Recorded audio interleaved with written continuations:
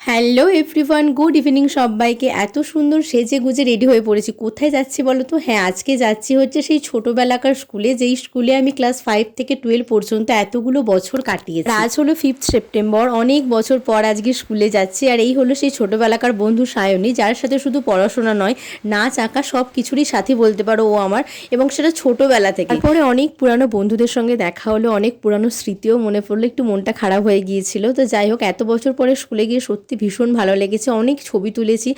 তারপরে দেখলাম ছেলেমেয়েরা এখানে স্টল দিয়েছে খাবারের, বাট এত ভিড় যার জন্য ঢুকতে পারেনি।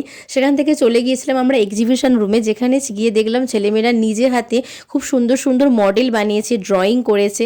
তারপরে আমরা চলে গেলাম ফুচকা কাকুর কাছে ফুচকা খেতে, যে কাকুটা এখনো পর্যন্ত আমাদের টাইম থেকেই ওই একই জায়গায় ফুচকা বিক্রি। জানি না আবার কবে সবার সাথে দেখা হবে, অনেক দিন পর দেখা হয়েছিল। তো এইভাবেই মজা করেই দিনটা কাটালাম। ভালো লাগলে চ্যানেলটাকে সাবস্ক্রাইব করে দিও। টাটা।